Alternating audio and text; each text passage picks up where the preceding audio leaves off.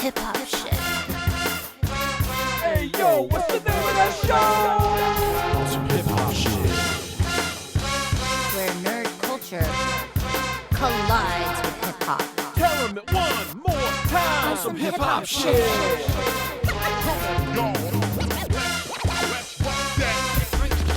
The strength of a Jedi's in the code that we live. You ain't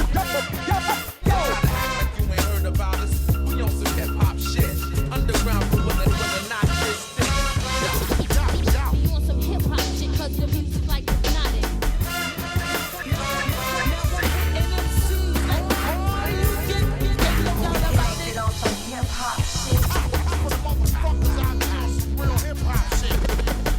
The past is return of the Jedi. Third-eyed under the master. I feel good. Let the city of angels call me black. A superhero in the flesh, even at my worst. Meltdown Comics presents On Some Hip Hop Shit. Welcome to On Some Hip Hop Shit from a nerd perspective. Welcome to On Some Hip Hop Shit, where the civilization of hip hop collides with comics culture. This is B. Schultz. This is Adam, a.k.a. Wednesday's Finest, bringing you live from Meltdown, the greatest podcast I've ever been a part of. On Some Hip Hop Shit is brought to you by Meltdown Comics and Collectibles here in Hollywood, California.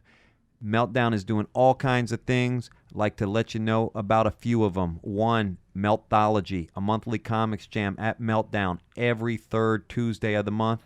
Show up at Meltdown, draw a page of whatever you want, and at the end, they'll collect the art and $3 because when you come back the next month, you'll get a comics zine complete with everyone's contributions all inside. There is no set theme, all skill levels welcome.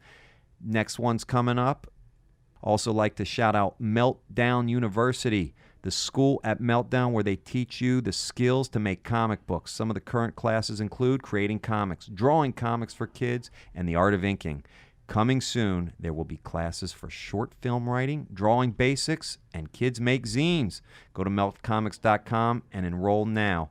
Also, be aware of the Meltdown Podcast Network. We got tons of original programming coming at you.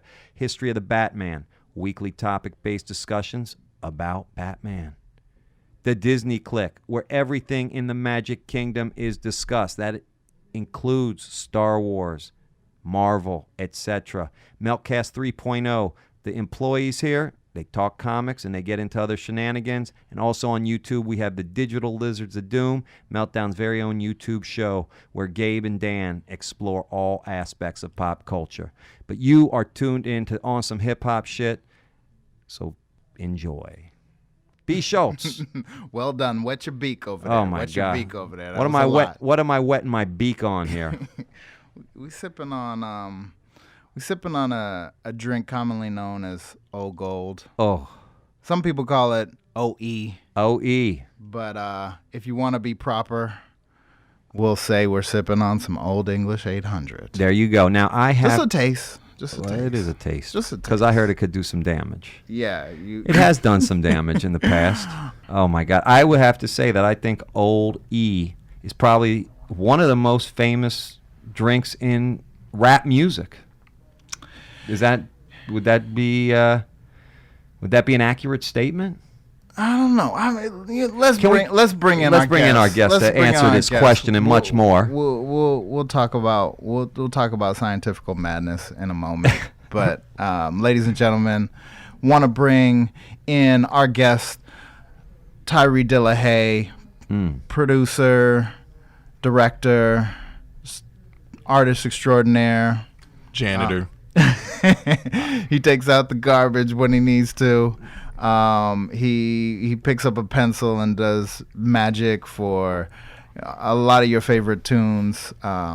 If you've ever heard of Bob's Burgers, and I think I've heard. Yeah, of it's a little indie project, right? That you might have seen a few hundred episodes of. Tyree's been responsible for a lot of that.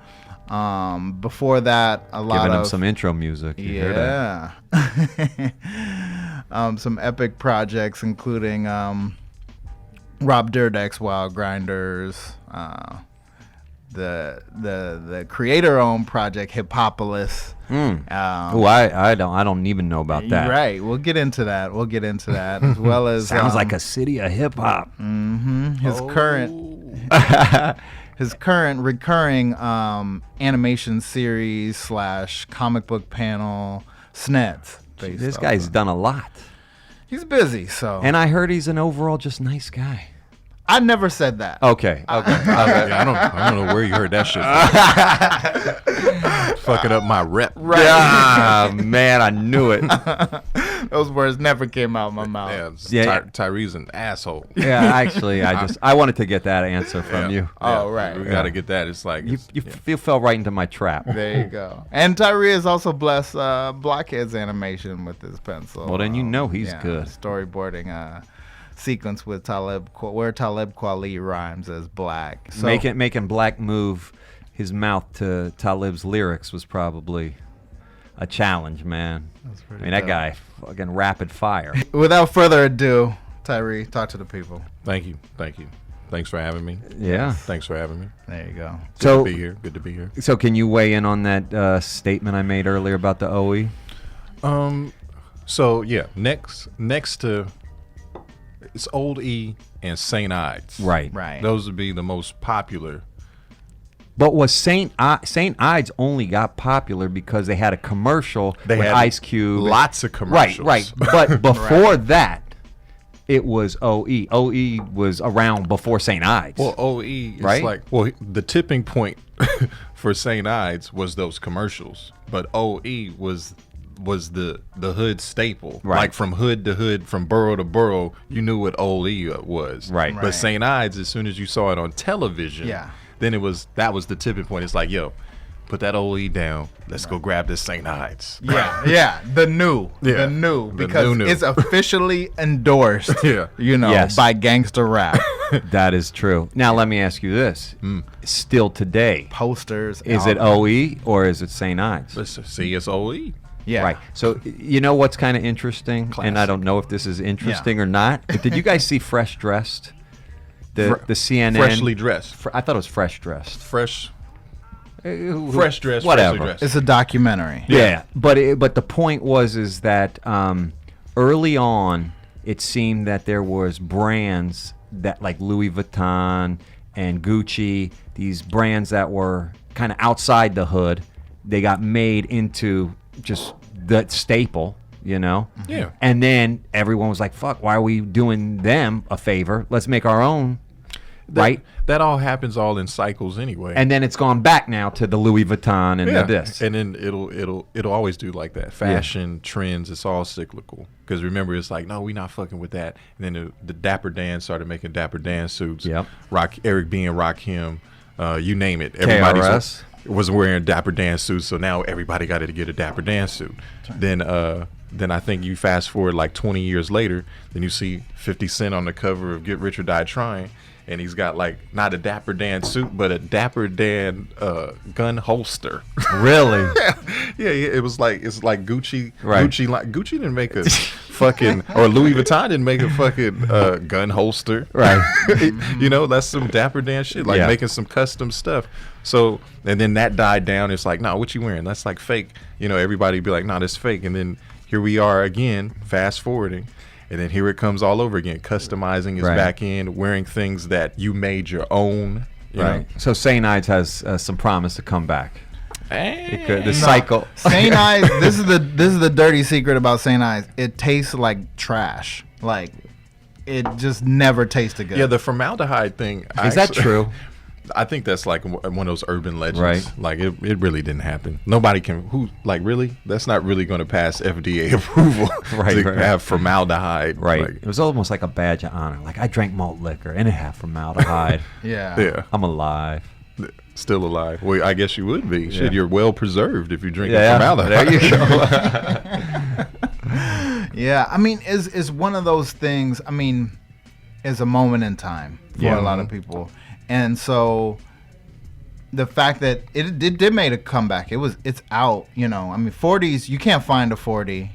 I remember visiting, because I grew up in LA mostly, but I would go back east. I remember visiting my cousin in New Jersey. He lived in Rahway, New Jersey. And so we would go down to the corner store and be like, okay, well, what's to drink tonight? Because we're going into the city. Mm-hmm. And somehow we thought it was a good idea to get a 64. And how old were you? I was not of age. Let's say that. So little ass Brandon, is basically immature Brandon, is trying to drink a 64 ounce. Yeah. Somehow we decided that was a good idea to drink a 64 and go into New York City. But that shit was available. That is no longer available. I think that's a community good. You want to know the thing that stopped me? I mean, because I tried. I bought the hype, right? I mean, I grew up in a neighborhood that everyone loved hip hop. It's a hip hop thing. So people were drinking. They started drinking 40s because people were talking about drinking 40s. Mm-hmm. I stopped drinking 40s after the first one. And I'll tell you why. Because I couldn't drink it as fast, and that shit gets warm, and it's worse. Yeah, it's worse. So I was like, why have a whole 40 just to show off when I'm drinking the worst drink because it's warm? So if I drink a can, I'm at least going to get done with it faster, and I get a next one that's cold. Right. I agree. Right? I agree. And I mean, that could have been your entry application to law school. Yeah. You know? Like, I broke down this logic at an early age, you know, so when it came to my alcohol consumption. I guess because I never really, I like alcohol. I can definitely drink some, but it took me a while. Yeah. And then when I was starting it, it was, how can I get fucked up as fast as possible? So we would do vodka. So I'd take a whole vodka, go straight to the head with it, and then end up puking. Hated vodka. Rum. All right, gotta go there. Boom, puke. Next, whiskey. It didn't matter. And then I just was like, fuck drinking. There it is. Yeah. I mean, we're not drinking. We're sipping. No, I just want to really clarify that. We kind of started this segment in fun and jest, but some people can't drink. You know, I mean, for me, it's like I can't be around bad food, because I'll eat bad food. Some people can't be around alcohol without taking it to the hilt. We're just sipping, you guys. Yeah, no. Listen, there's studies that show people that sip, tend to be, but when you go too hard, you can take OE too far. Yeah. Out of nostalgia. I age. We're not trying to promote that. Any alcohol story for you before we get done with this segment, Tyree? Alcohol stories. I got vertigo off my first try of tequila. Really? Yeah. Okay. Do tell. Oh God. Were you doing any kind of art? The art of the Kama Sutra. That was pretty much it. That's pretty awesome. Yeah, all I know is that I was drinking tequila with some girl, and then it was blackout, and then I wake up the next morning, she was like, "You were wonderful." Wow. Really? I was? Because I don't remember shit. Tell me all about it. Oh, blah, blah, really? Yeah. We did that. You really? Well, have you ever replicated those things? I think I tried, but I don't think it was as dope as the way she was describing it. Oh, man, that's great. There you go. That's a good story. No, but so by the time I get to the car and get home, I mean, I'm already kind of, just hungover. And then when I get home, like, I'm tipping over. I'm not just hungover, I'm tipping over. Oh, man. And then before you know it, I'm like, I'm over a trash can, like a small trash can, a small bathroom trash can. That thing is filled, and I have nothing left to give. I'm telling my stomach, like, yo, this is all we got. And you're still dry heaving. Like, do you want, like, is it you gonna give up a liver at this point? Like, chill. Yeah. PSA to all the kids out there. Yeah. At that point, I was like, yo, every time I see tequila, it's like holy water. I'm like, yeah. Isn't that crazy how that works? Yeah, because you flash back to that moment. It's You're a like, smell too. If you smell it. See, but that's the thing. I don't take tequila shots anymore, but I'll have it like in my margarita. You'll sip it. Yeah. No, it has to be. It has to be mixed. Yeah, it has to be in something. But straight, never. everybody be like, no, you such a pussy. Let's take these shots. I'm like, fuck you. Let me tell you a story. And then and they're like, oh, okay, I got you. Yeah. Now, speaking of the old school, I wanted to just do some time porting and traveling. We're not big on chronology on this show, but themes. And I noticed certain things coming up in the media, or not even in the media, in the public consciousness this year.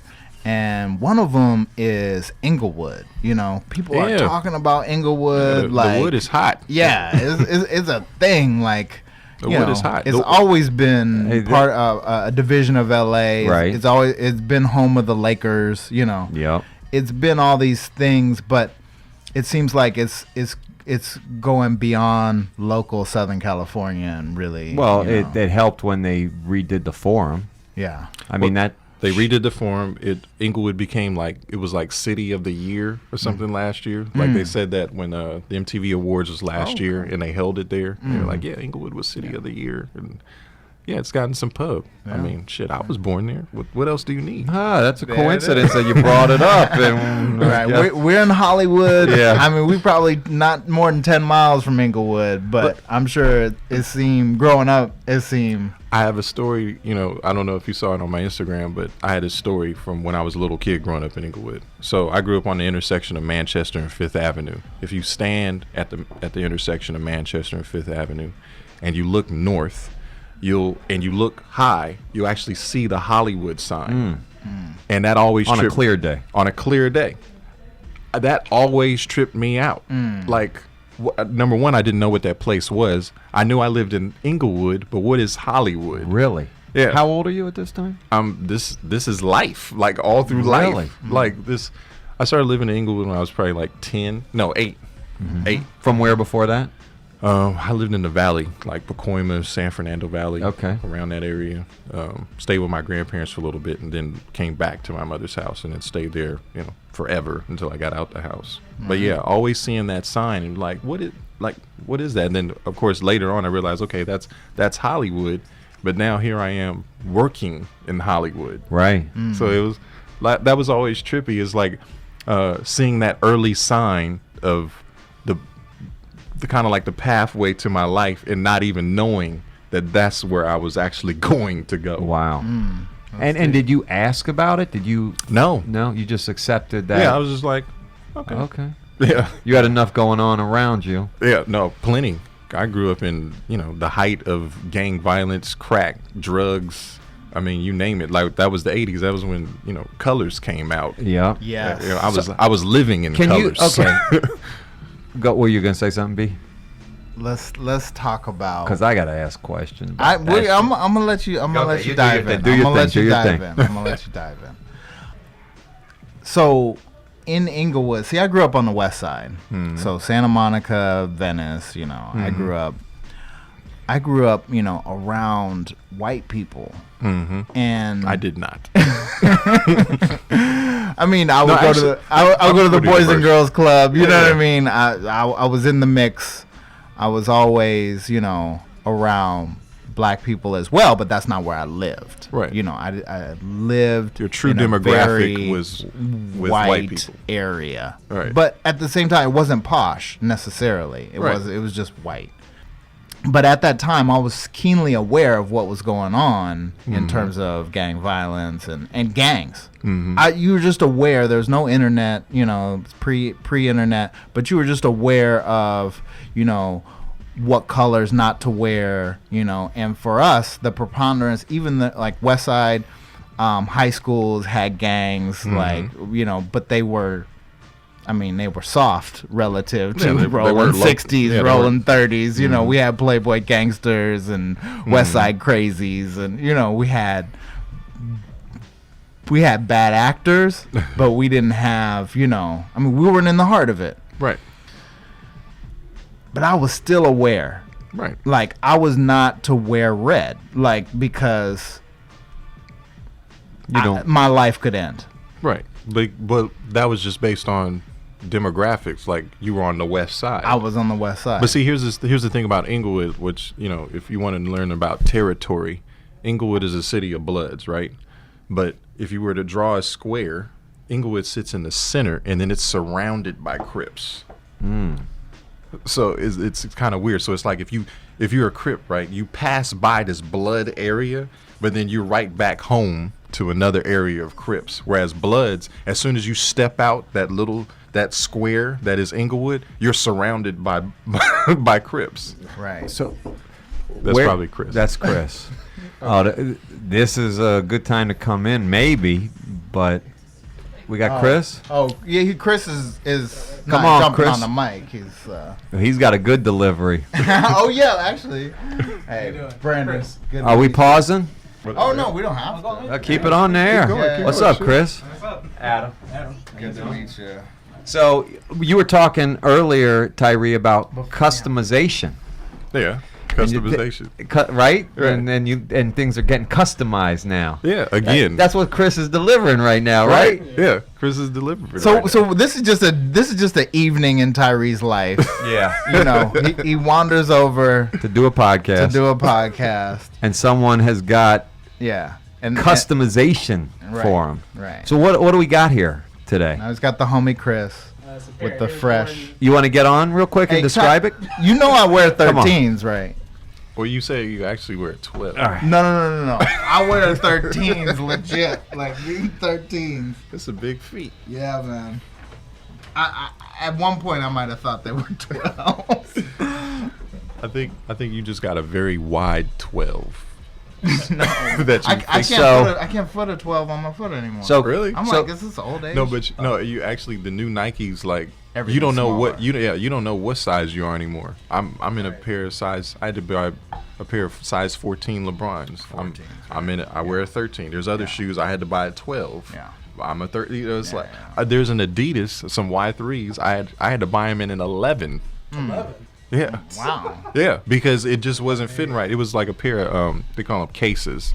It was a pair of cases, and the shoe, if you buy it at your exact size, you fucking swimming in that thing. It's like a boat. Like, and I was like, nah, we gotta lower the size, so I had to get an 11. Okay, so you're not only Nike. Oh no, nah. There's nobody pays me to wear this stuff. There you go. I buy it. That's so, how I feel. man, these cats, they gotta. They act like They act like gang members. Yeah, right. Right. Oh yeah. The swoosh gang. Who? The swoosh gang. Segue. So who's Chris, Tyree? Man, Chris is my homeboy. I know Chris is from Inglewood. We grew up like 4 blocks away. I've known this dude since 5th grade, and here we are. 30 plus years later. Wow. Still here. And I was telling Brandon earlier, it's crazy that sneakers actually brought us back together again. That's true. Sneakers did. Sneakers brought us back together again. So it's just crazy just to come full circle. But even back then, you talk about some old, like, I don't run around telling people, I've been in the sneaker shit for years. I don't do that. But me and Chris, we was in the sneakers back then. Right. You Chris- remember those Air Jordan 5s I had? Yeah, come on. Chris is the first person with some white Air Jordan 5s, but couldn't hoop worth a damn. I mean, you're saying how many times I got swatted at the time. Chris was fresh though. He was fresh as them Jordan 5s. Did you have the toothbrush to them Jordan 5s like every day? No. I wasn't into cleaning them. I was just rocking them till the soles wore out. Okay. Yeah. But see, that's what you did back Yeah. then. You was literally on some be like Mike shit. Like you was like, yo, I got the Jordans. I can hoop. Yeah. I believe I can fly. I can hoop. And we was all doing that stuff. Chris had the white Jordans. I got the black ones later. And we was just fresh. The Jordan 5s, though, with the clear bottoms, right? They did have the clear bottom. Yeah, they had Those clear. were dirty early. Yeah, they were. Those are the ones that had the first reflective tongue. Oh, yeah. And the toggle. Yeah, the little Yeah. lace lock, and he was like, "What the fuck is this?" It's like, Right. "What is The this?" 3M. Yep, 3M. It's like those are the days, man. It's OG shit. So Chris, tell in case anyone's interested, is there anywhere they can go to see your work, your customization? Well, first of all, what do you do? Yeah. With regards to shoes. Well, let's see. A few months ago, I started customizing. It's a popular custom. A lot of people are doing them, but re-entrusted me. It's an Air Jordan 1 laser, customized to the fragment color, royal blue, black, white. And I'm glad he contacted me, and we reunited.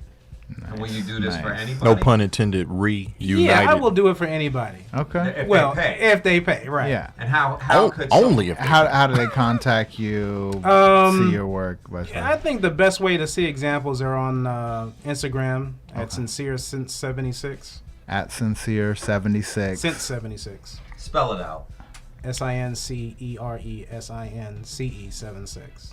Okay.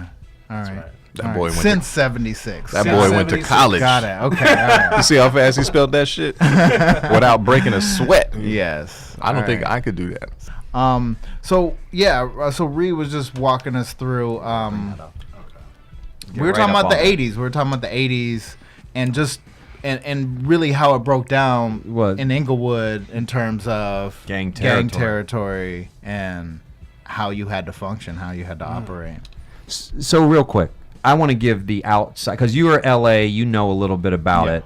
I grew up in Cincinnati and then Cleveland, and I moved out here in '95, and I was obviously never been to LA before, and I loved hip hop. I knew all about everything that there was to know other than being in LA by listening to music, reading the magazines, everything that you could do, follow the videos, whatever.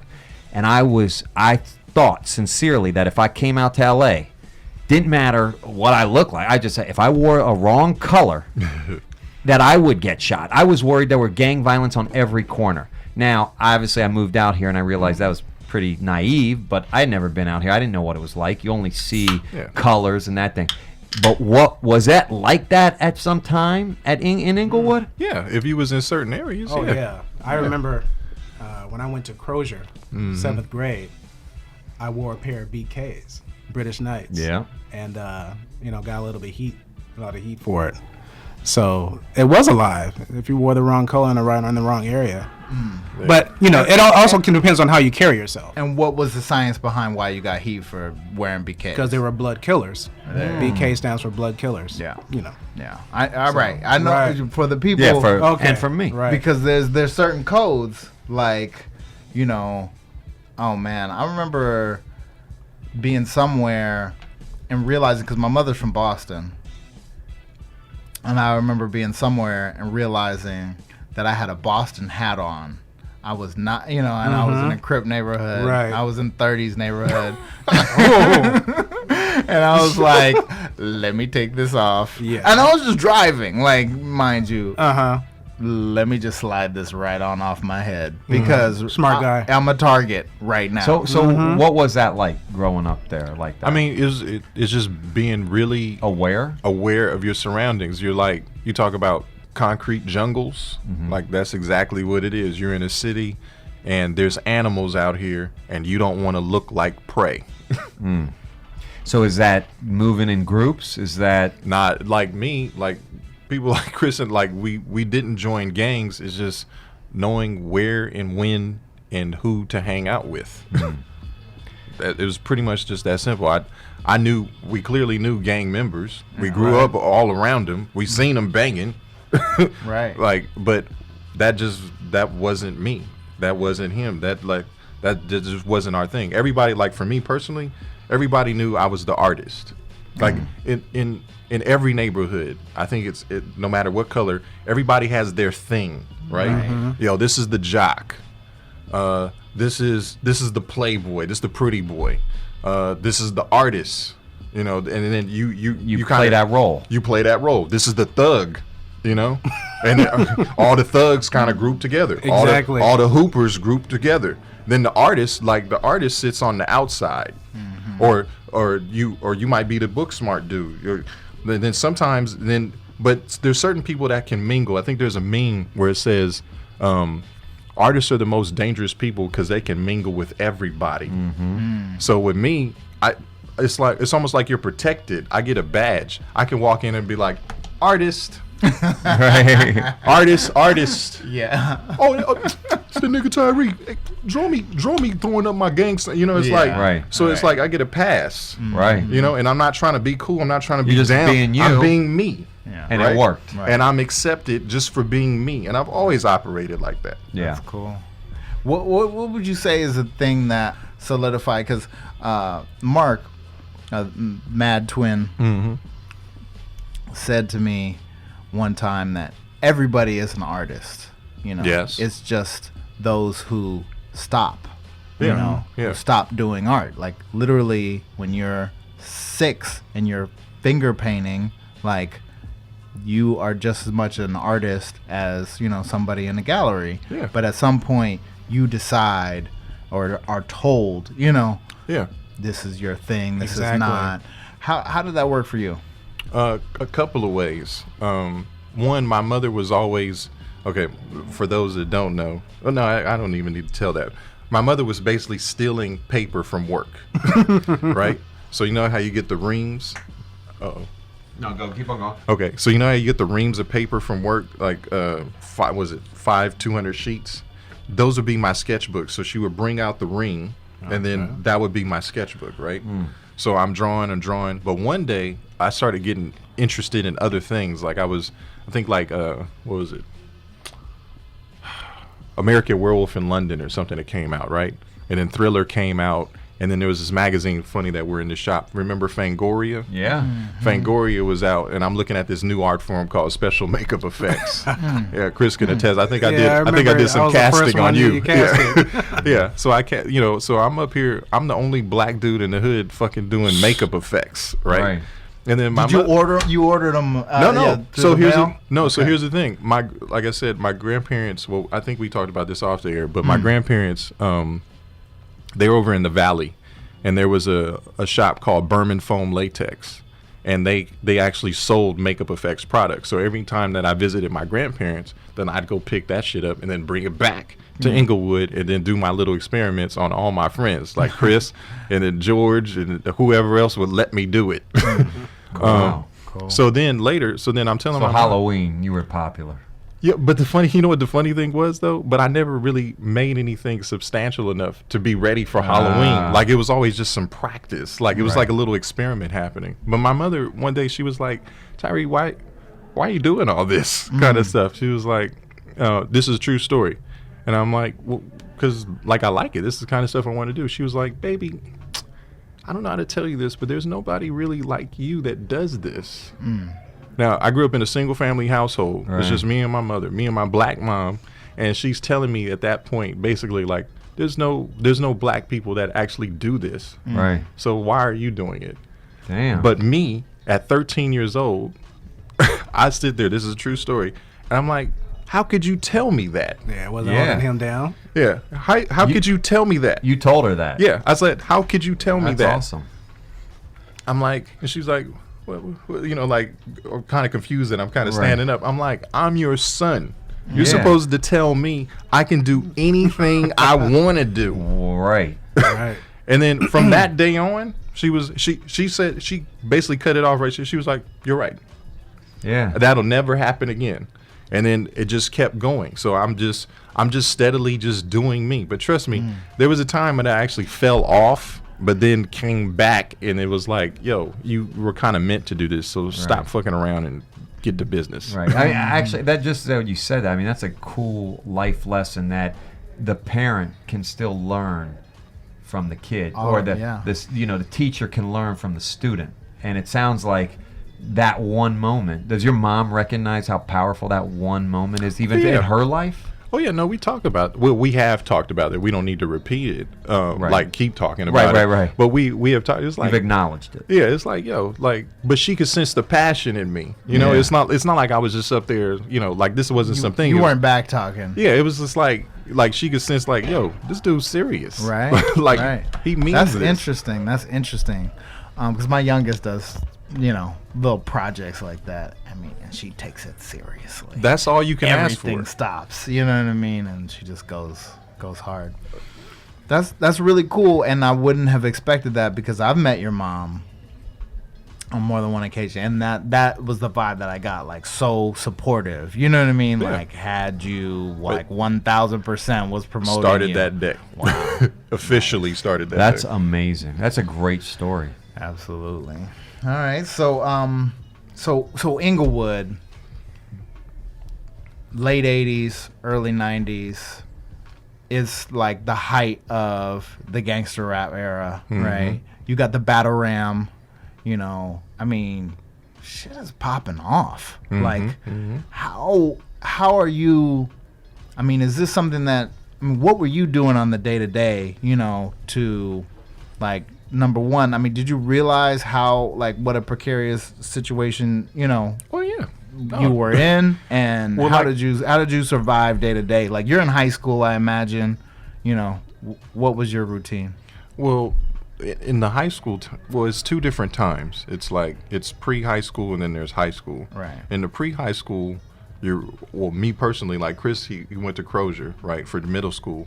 But then my mother was being that things were really popping. She was like, "You got to go to private school," and that's when she sent me to Pilgrim. But then I got kicked out of Pilgrim, and then I had to come back to Inglewood, and then that's when I went to Inglewood High School for the next 4 years. Okay. So, but in terms of So navigation, you're back on Manchester. exactly. Okay. Yeah, but so being back on Manchester, I'm taking the bus straight up Manchester to go to Inglewood High School, and then every day, at least every other day, I'm looking at some fight on the bus. Right. People getting pulled out the bus. Right. People shooting at the bus. You know, walking to school, seeing other. I remember one time I'm on Manchester. This actually has happened a couple of times, but I'll tell you one time in particular because it was very close to me. I'm walking on Manchester. This is on Manchester and Crenshaw, where the rallies was, and there was a pick and save right there. And it's literally just, and I'm no more than half a block away from it, and there's these dudes walking in the parking lot, right? And I'm by this like bank that used to be there, this way long gone. And there's some dudes rolling around, you know, like some Suzuki Samurai kind of thing. And they literally stop and firing at everybody. Whoa. Wow. Firing at them. I'm looking out over the side. I'm like, did I just What the like this just happened right in front of me? Right. Right? Damn. But it's like, but I'm looking, nobody got hit though. And they sitting there, yo, everybody good? Everybody good? We good? Kept walking. Wow. Right? Yeah. It is, What are you gonna do? but I mean, it's so many stories. I could tell you so many stories, but I mean, but that's what you had to deal with. But my whole thing was Because that's the crazy. I mean, because where I grew up, like I got into like more than I would ever want for my kids to get into. So I can only imagine. You oh, know. man. I mean, like I said, just witnessing somebody getting shot at. Yeah. Gang sweeps. I mean, they talk about police. I got caught right in a now. gang sweep. Oh, of course. Twice. How many? Yeah. No, actually 3 times. They had this shit called, remember Project Hope? You ever been to Project Hope? Project Hope was this shit. It was gang sweeps. They just, anybody that was out loitering, ditching, anybody that they assumed was gang. I think I was wearing some polo shit at the time. It was red. It had some red shit in it. Right. There was a time actually where I had stopped because once you realized that you were in Inglewood and if you were wearing red, you were safe. Then I was like, well, fuck it. I'm gonna start wearing some red. Yeah, right? exactly. At first, I That's didn't want to what be I didn't want to be affiliated with being a blood, but once you actually really got into it, it's like, nah, they could tell who was actually being a blood and then who was just being fresh. Right. But the police don't know any difference. They're looking at you like, yo, you wearing some red? Come here. Yeah, profile all the way. Yeah, come here. So we all went to Project Hope, and that's just Project Hope was just a place. Just sit here. It's almost like a little mini jail, like, but not really, because you just sitting in a room, like just doing nothing. Between jail and detention. Yeah, you're just doing Piss nothing. you off enough to commit some real crimes. Yeah. That's crazy. Yeah, I mean the '80s, and then I mean Colors coming out was obviously. What was that like? When Colors came out. Yeah. Was that? I want to hear you guys' story. Colors. Colors. Colors. Relate a little bit. It's all about the song, really. Yeah. Oh my God, Ice-T No, Colors was the only thing about that movie. I got it funny. Remember George? Yeah. Okay, there was a kid named George that lived like 3 blocks away from me. Chris actually, I'd say he lived 4, but he actually probably lived like about 6 or 7 blocks. So George lived about 3 blocks away from me, right? George's brother was a Crip. So he in turn... Inglewood and Avenues? Nah, he didn't live there. Oh. He didn't live there. But his brother would come and they would know. It's like, and the people would be asking George, like, hey, your brother been around? You know, like looking for him and shit. So anyway, George, there would be people like literally, George would be walking around. This is my first instance of like on some like, almost like how families, like how it passes on, like the bullshit keeps passing on. Right. You know what I'm saying? So Right. George was there, and this fool would be walking around with like some blue corduroy house shoes. George. But he's my age, so it's like at that time we like 10. Right. And they'd be sweating. They'd be like lightweight sweating him, but it's like, he's 10, so it's like you're not about to really like beat his ass. But Right. it's just like, why is this 10-year-old Sweating him. wearing this blue? Right. And then he's like, oh, And just for clarification, edification, what he's talking about, the corduroy slippers, aka croaker sacks. Why would it call croaker sacks? You got me. I have no idea. I don't know either.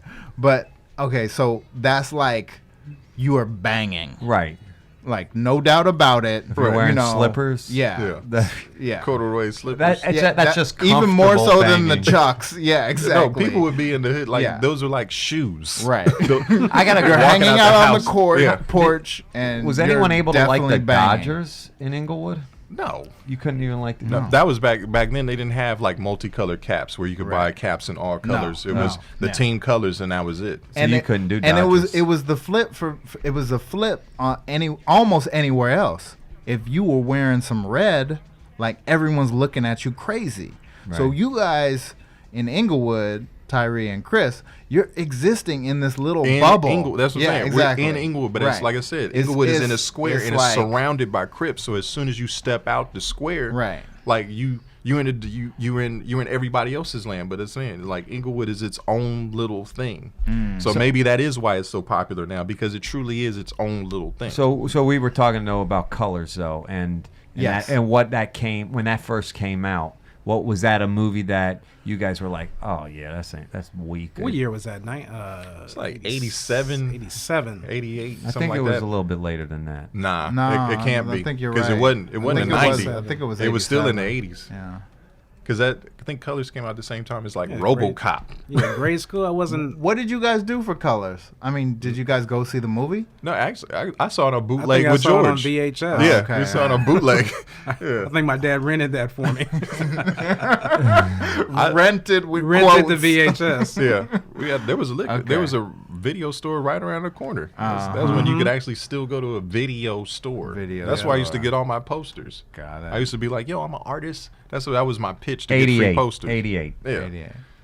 it was definitely. What was late the 80s. first? What was the first thing that you remember, like, just geeking out on, like, as a piece of fiction? You know, obviously you work in animation now. Oh yeah, me and Yeah. Chris, we were into comic books too. Oh yeah. Okay, let's talk about that. Yeah, anything that was during like between the time that Marvel was at its peak. What, then- what was the stuff that you were feeling? Anything X- Spike Lee. Yeah, What's that? Anything Spike Lee. Yeah. I mean, not Spike Lee. Jim Lee. Jim Lee. Jim Lee, Spike Todd Lee at the time McFarlane. was big though. I mean, it's all the same era. Right, it's all right, the same no. era. No, Jim Lee, Todd McFarlane, all the dudes that basically Image. Yep, that fled Marvel and then went to Image. Like it was like Marvel had this big boom and it was like, yo, we out, and then they all went to Image and we followed with them. Yeah. And we was at the comic book shops. We was at the comic book convention. We was buying shit, and that was during the time where you actually thought comics were worth money too. Oh yeah. yeah. We would invest our lunch money into that. Yeah. There you go. So what comic shops were you going to back Gotham. then? Gotham. On Crenshaw. No, was it Jeffries? Jeffries. Jeffries. Oh, I said okay. Yeah, because it had a G. You know, Jeffries Comics by El Camino College. I don't remember the cross street, but it's on Crenshaw, right up the street near the South Bay. So yeah, we was up there, and then if we could, I think we might have got a ride one time to Golden Apple. Yeah. Right. On Melrose. Yeah, And at the time. which characters were really like, you're like, this is my guy? Spider-Man, Wolverine, Yeah. anything Todd McFarlane was drawing. Yeah. Weapon X, Wolverine. Nice. I was a big fan of Akira. Okay. Yeah. Chris put me on the Akira. He was like, "Yo, have you seen this shit though? Get off. Have you seen, yeah, have you seen this?" I was like, "What the fuck is this?" Did you? What is this red pill? What Yeah, are these? what Yeah. the fuck? And we was geeking out like, what the fuck is this? And then Yeah. looking at Ninja Scroll Oh, layers, yeah, I and was then it's about to like, ask that. yeah, then you start, and then the steamrolls. It's Then like, you yo, were then done. then You were s- done at that Yeah, point. you If start- you were drawing and you saw Ninja Scroll, Yeah, you start getting into Yeah. new shit, and then Street Fighter comes out, and you're like, oh, what? It's fucking nerd ejaculation you're at that point. So did anyone see the movie, the new movie Dope? that I haven't seen it yet. Oh, you guys I got want to to see that. see it, but Yeah, I it's just just haven't had a chance. Supposed You to got take place that- in the bottoms over there in Inglewood. That's where they set Yeah, it. no, you guys got to see that. Yeah.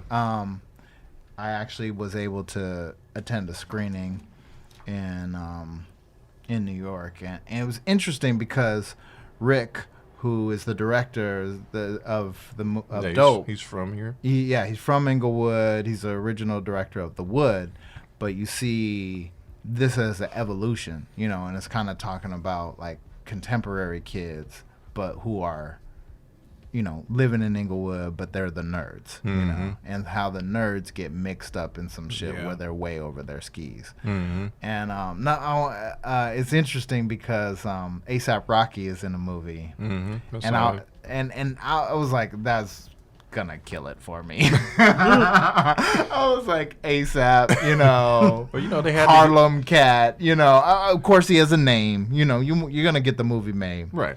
but he actually pulls it off, and he pulls it off in a way where he's not trying to act like something he's not. It's just very natural.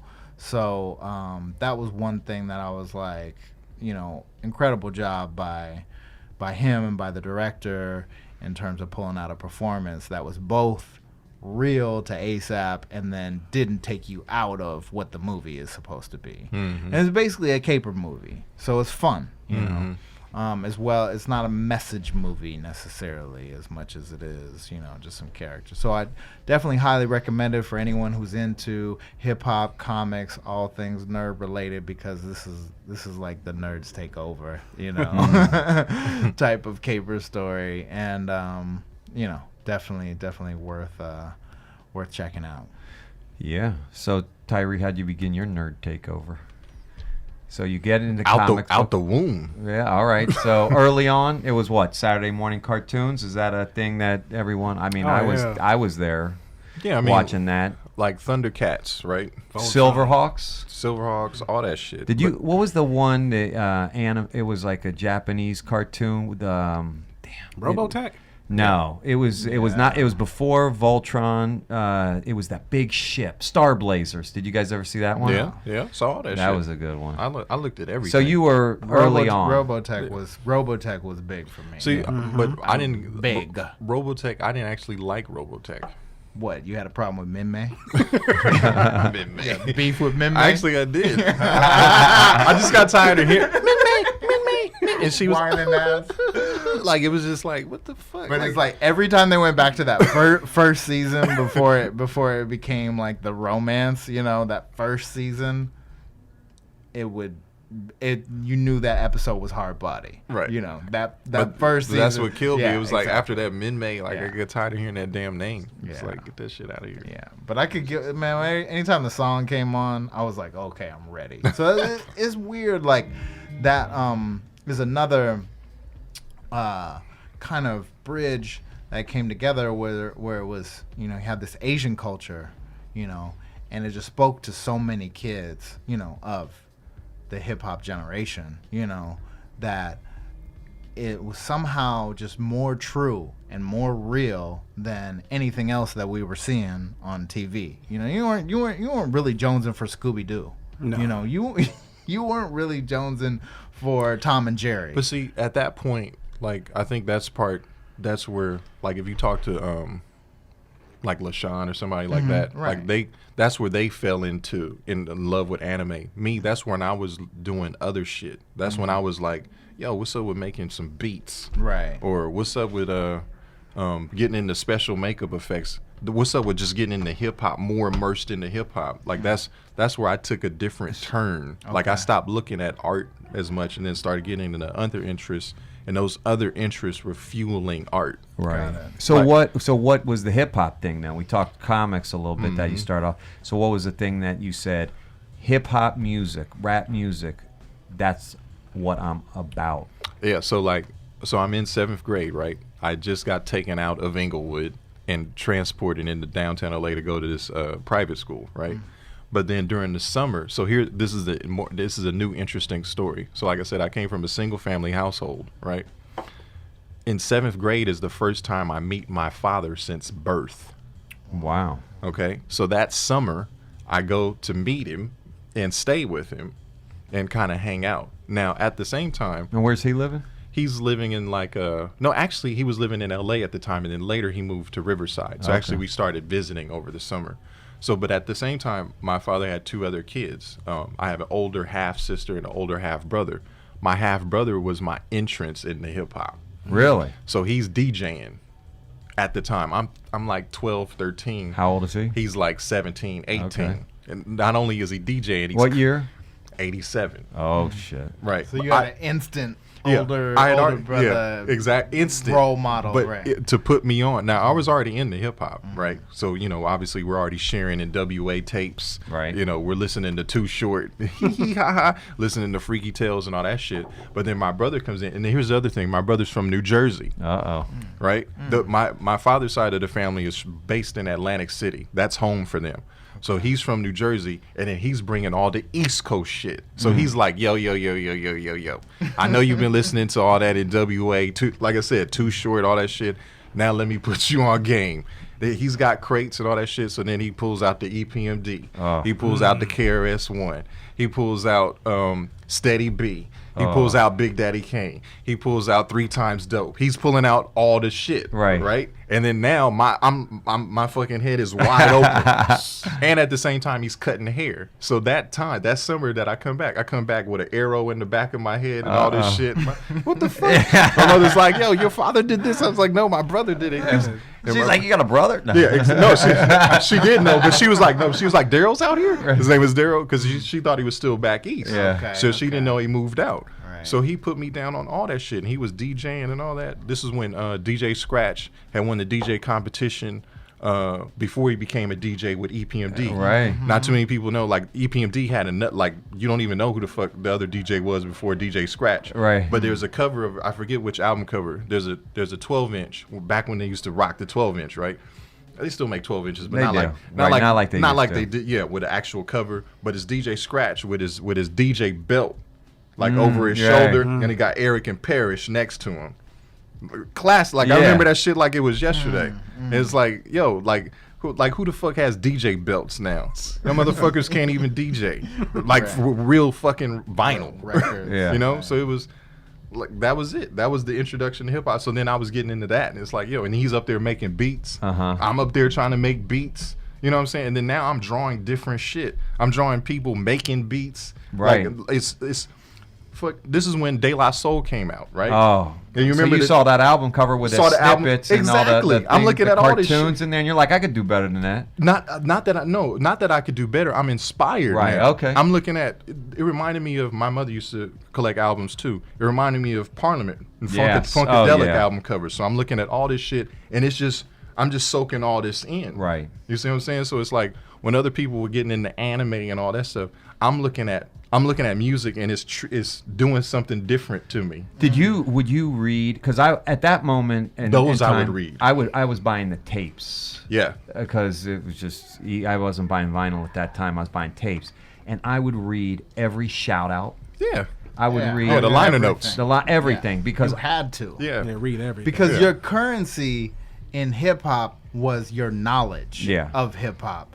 And there was no other source except for, the rap pages that you might get, Or later Source. on. Yeah, Source came a little bit later on. You might listen to the radio. Word you might Up. listen to K-Day and catch yeah. Greg Mack and the Mac Attack. You guys and had that. have a pause tape or something ready to go. That was your knowledge. Yeah. So that was Pause your tape. But currency. those liner notes, Yeah. if you could see who they shouted out, Yeah. then you know who they were down with Right. and how the connections worked. I mean, I remember reading, I think it was It Takes a Nation of Millions to Hold Us Back, the Public Enemy, and they shouted out everyone from every fucking city because they were the largest at that moment. Yeah. And I was like, oh, they shouted out Donald D. I better check out who Donald D is. You know, Yeah, that was your link. That was my link. That was your hyperlink. I was It's true. For real. It's true, When but you you're actually right. had to read. That De La Soul one, you're right though. That was big because I was, but then even then you start to. I'm sure you're seeing the connections and how nerd culture and hip hop were almost lockstep. I mean, you had the graffiti art. influence. You had the comic book. I'm hearing them reference stuff. Every song, it's a reference to a superhero or something. I mean, it was just like, it's funny. It's called like, nerds are popular these days, right? Yeah. You know, nerds are, but I think it's just anybody with some. I think of nerd as somebody that's into information. Yeah. And we're in the information age. Yeah. So it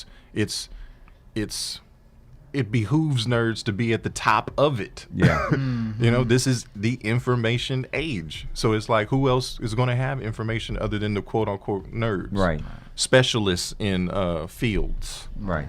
Someone who goes deep. I mean, that's basically what I take Yeah. it. If you really Mavens. go deep into something, then you're. Well, that's nerding. why the best MCs, I mean, technically, they're probably nerds because they went deep. Yeah. You know, the DJ who sits around and just practices scratching and cutting and mixing, Or that has the most records and the most knowledge of records. that's nerding out. Great segue, because I wanted to jump into something that I don't know that some people might consider controversial, but I think at this point you could just kind of look at it with enough distance in history. Straight out of Compton movies coming out. I remember Ice Cube coming out of NWA, and this is pre-internet, and being like, I got Ice Cube's back. Like, Kill at Will, it's a wrap. Hey, Like, Kill at Will is dope. America's Most. Yeah, that's it. I'm with you. The Lynch Mob came out. No, but here's Game over. I was rolling with both still. Like Yeah. it was still Yeah. good. Yeah. I just want to hear dope music. Yeah. Like I was listening to the Ice Cube disc. I'm listening to the Easy, 100 the miles NW and running. Yeah, I'm listening Yeah. to the NWA disc. It's just like it's Evo- all Evo dope. for zagging. Yeah. No, but that came a little bit later. It was just Ice Cube just kept coming Yeah, with no, he did. material, in that time. We talked about it a little bit on the Blockheads pod. Hank Shockley, Bomb Squad. I didn't even know that at the time. I just know that the music was dirtied up. The message was on point. He's talking about Uncle Sam. Like, he's talking about all these deep It's things. political. Yeah, and you could, and even though obviously the gangster image, was what kind of moved the needle and got people, on the edge of their seats, like any gangster movie would. Al Pacino is not, the biggest gangster in the world, but he is Scarface. You know what I mean? That's the way I looked at it, even at the time, that's what NWA was. But when Ice Cube started, then as you got later into the 90s, I felt like it was a really dark time for hip hop. Early 90s was really like vibrant. You had the Chronic come out. You had, So much. yeah, you had so much. You had Souls of Mischief. Oh, yeah, I was you just know what I about to mean. talk about Oakland. You had the whole variety of music. You had gangster rap, and then you had people like Farside coming out. You had all this going on, and then as you got in later into the 90s, it was kind of like No Limit era. It went south. The Tanks came out. The Tanks came out and started taking over, and I felt like Cube went to a place where, it became about the Who Banging Committee, and like Cube was more so like legit banging. He wasn't talking about Uncle Sam and some of the things that he was talking about on earlier albums. Like he was celebrating gang banging. And I never really had gang banging touch my life in a way that was tragic. You know what I mean? But for people, I don't know how other people felt about it, especially people who, kind of might have been closer to that and felt that a little bit more. Like, what did that feel like? Because I felt some kind of way. It didn't. I mean, I've always looked at Ice Cube as an entertainer, right? I've never looked at him like, yo, Ice Cube, that's a G right there. Like I never like looked at him on the gangster level. Yeah, yeah. So when he went to the era of West Side Connection, Right. in the Who Bang era, number one, I I was happy that Dub C was actually on an album again. Yes. Right. I was like, yo, he's finally getting some shine again. Right. Like, remember Dub C from Low Pro? Hell yeah. And then moving on, it's like, yo, where'd Dub C go? And then finally he's back. So I was just happy to hear Dub C on an album. I actually never took it as, yo, what's up with Ice Cube and the Who Bang? I actually never took it like that. I bought the West Side Connection album just because it was something from the West Side. Yeah. Like, I think Ice Cube probably took that direction as an artist because, like you said, if the climate of hip hop is okay, I'm gonna parallel this to what's happening today. But if the climate of hip hop was, doing the No Limit Tank stuff, and we got this new sound coming from the South, he wanted to do something that was still authentically West Coast, right? So he didn't change up the sound, right? He just came harder, right? Yeah. Whereas today, the rappers will bend to whatever the current sound is. Yeah.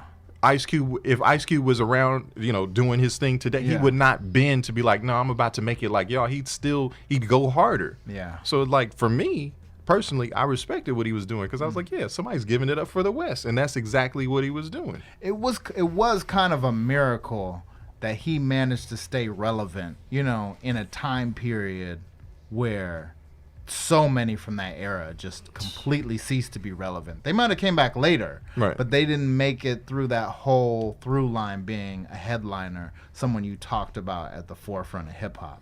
I mean, but that's Ice even Cube. people like LL, you know what I mean, who was like, he didn't make it through that era. No, but like, the thing about LL is that he always stayed as a solo artist. That's why Ice Cube brought Mac 10 and WC into the fold. He realized he couldn't do. I think he realized, I can't do this by myself. Let me bring in some more people with me. And by the way, Mac 10 I liked everybody in that group in that era except Ice Cube.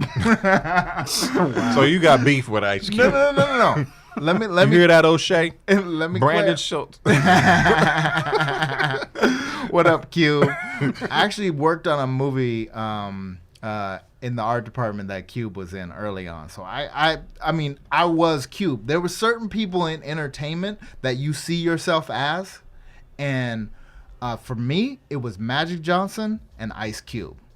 Like, as a athlete, I was Magic Johnson on the court. You know, I mean, not literally. Yeah. But terrible. You fashioned yourself. Right. You were patterning yourself I after had my Converse weapons. Yeah. You got the no look pass. I hated Larry. Yes, exactly. I wanted to bring the rock up. Yeah. And then in hip hop, it was Ice Cube. So when it came to, I felt some kind of way when he did something that I wouldn't do. I mean, that's just a fan. I mean, I'm an unabashed fan. Yeah. So, He's still gonna kick your ass up. this is the thing though. Mac 10 brought something to that group that I don't think still has been captured in gangster rap music, because Mac 10 was so authentic. Was he? Really authentic. I think he is. Yeah. No. Look. Like I said, I There's was something about his aura. Yeah. No, like I said, I wasn't mad at the West Side Connection album nor their union. Yeah. I mean, those dudes. I'm not, like I said, I've never looked at Ice Cube as like, yo, that's a gangster right there. But I've never. Yeah. When I look at Mac 10 and Dub C, I'm never questioning what's happening there. But 4 fingers up, 2 twisted in the middle. I mean, yeah. Dub C. If you're not up on Dub C, Cleveland, Adam Silverstein, go back and dig in the crates a little bit. Get those fingers dusty. Yeah.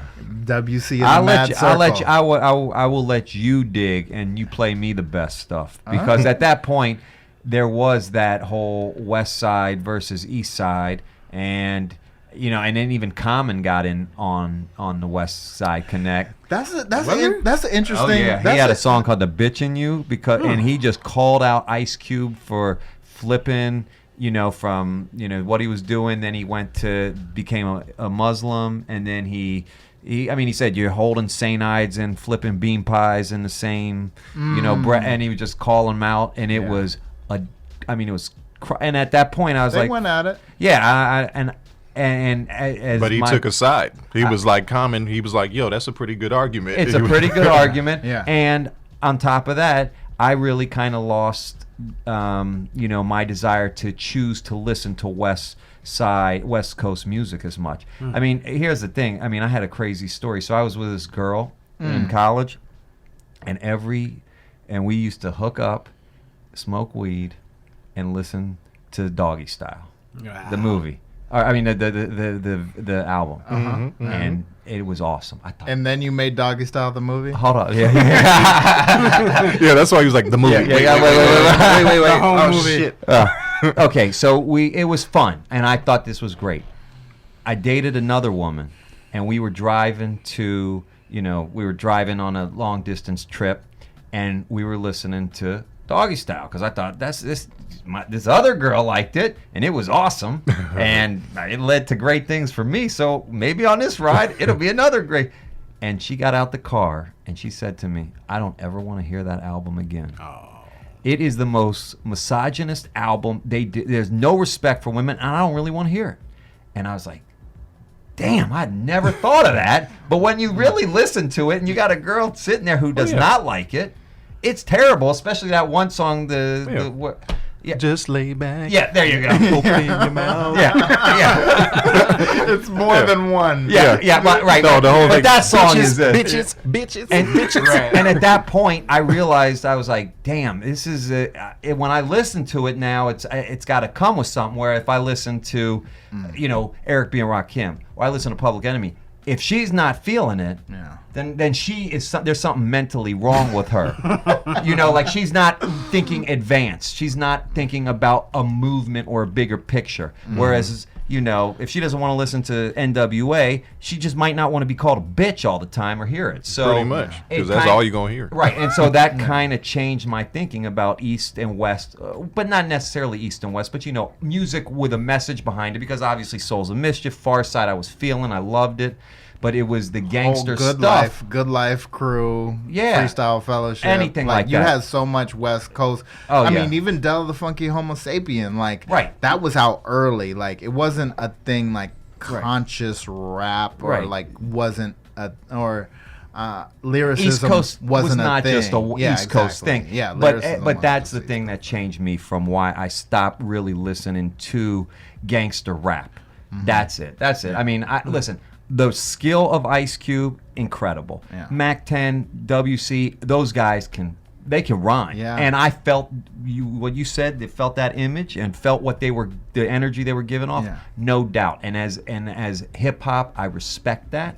But when it came to my personal choice, I was more into lyrics and a message behind the music, and it just kind of stopped for me. I mean, and truth be told, I mean, I bought the whole hook, line, and sinker from KRS-One when he, early on, I think Edutainment, he came out with this little blurb where he's like, I get up, I rock the crowd, everyone's fucking cheering, it's great. Too Short gets up on the mic, even more people are yelling, and he goes, you bitch, you hoe, you slut, you this, you that, and the girls are like, we love you, Too Short, we want more. He's like, what is wrong with the people who are teaching the women, not the rapper? The rapper does what he does, but it's these women who want that. Yeah, you're accepting this. Yes, and that had always gave me the premise early on that I don't know that I can listen to the music where it's so negative about women, or I just I'm that woman, who just. In my mind, I was like, I can't deal with it, so I'd rather not listen to it. No, when you think about it from a different perspective, obviously, you're 10 plus years removed from that point in your life. You definitely get why youngins now are, I mean, they're tame compared to what we were listening to, what we were doing. Like, it was the first time where you had that avenue and you had those channels. So everything is going to come out. Yeah. And like hip hop has always said, it's an avenue to reflect what's going on. And Too Short was maybe not the guy, but there's a whole generation of like pimps, out of Northern California, Bay Area. There's a whole pimp, kind of mythology, and he was just like spouting the mythology. Hey, look, that's what everybody was doing from coast to coast. Like you're just talking about your surroundings. Like that was the art of it. Right. You know, the poetry of me and my people. You know, and if he was in pimp culture, I mean, that's what he's going to talk about. And you know what was wiped out? Black Panthers were wiped out. The organizations in Los Angeles, you know, were wiped out, you know, that were affecting positive change. But I want to ask one question to the Inglewood cats. Yeah. Did Inglewood ever feel like why Compton and not Inglewood? No. No, not really. It got on the map. Yeah. It was present. Right. Like I was never like, yo, what about us? Like it was. Yeah. Who was the strongest MC to come out of Inglewood? Oh, y'all had Quick. No. Quick wasn't Quick out of was Compton. Inglewood. He's but Compton? He was Compton. Well, we know Q. Well, Who's the he strongest represented Inglewood hip hop a little bit. artist? I mean, DJ. Mac 10. Mac 10 is from Mac 10 Inglewood. is from Inglewood. Okay. I guess that would be about it. Yeah. I mean, in terms of commercial success. Yeah. I mean, but we got other people, you know, El Prez. I mean, there's other independent cats. El Yeah. Prez. Who are they? Thursday. You and I. Defari. Defari. Well, yeah. He's awesome. Defari taught at Inglewood. Yeah. And then Damani. Damani's from Inglewood. Defari, man. That 405 Did you Fridays, guys? right? Were you guys at like J Rock. I think J Rock is from The Inglewood. DJ from the Beat Junkies? No. J Rock just released the album 90059. Oh, that's I think a it is. J-A-Y. Yeah. Not the J. J Rock's from I Inglewood? believe so. I believe so. No, I might be think wrong. He's from Don't- Nickerson Gardens. I think he's from Nickerson Gardens. Yeah? Yeah. Or it's Problem from Inglewood. Yeah. Problem is from Inglewood, I think. So yeah, I mean, talent is everywhere. Exactly. Viola Davis said it. You know, opportunity. It ain't like people are just not talented from the hood. You just need opportunity. Yeah, no doubt. But I mean, in this day and age, you know, you can take opportunity. You don't really need to wait for it to be made. So how'd you start taking all your opportunities? Literally just giving God-given talents, you know, putting them to work, introducing myself to people, shaking hands, saying, hey, you know, I like what you're doing. I want to do it too. Here's what I can do. You know, what do you think? Who Kinda was thing. that first interaction? Like who do you remember having that with? Is that at a comic book convention? Is that at going up to a studio? I mean, what is it? No, my situation was pretty weird. It was like a series of events that just happened and then it happened. Right. Well, I remember because we had a small animation studio, and we say boutique because it was just a couple of us trying to figure out how to do what we wanted to do and make some money doing it. We were in talks with certain networks, and this one cat from this network came in and he said, I got this guy and he's doing this by himself, and he played the read a book video. He played the read a book animation. So that was the first time I think I was introduced to your work. Talk about that for a second. Was that a big entree? Which part? Well, you did an animation to a song that was mixed by a guy. It ended up getting put onto a network, Right. and then it was one of the first viral things, right? Yeah, it was at least for animation, it was one of the first viral one things. of the first viral animations that just killed. Well, let me clarify. So whoever brought that to you, one of the things that is false is that I did that by myself. Okay. That is false. They were trying to talk down our price. Yeah. No, that thing.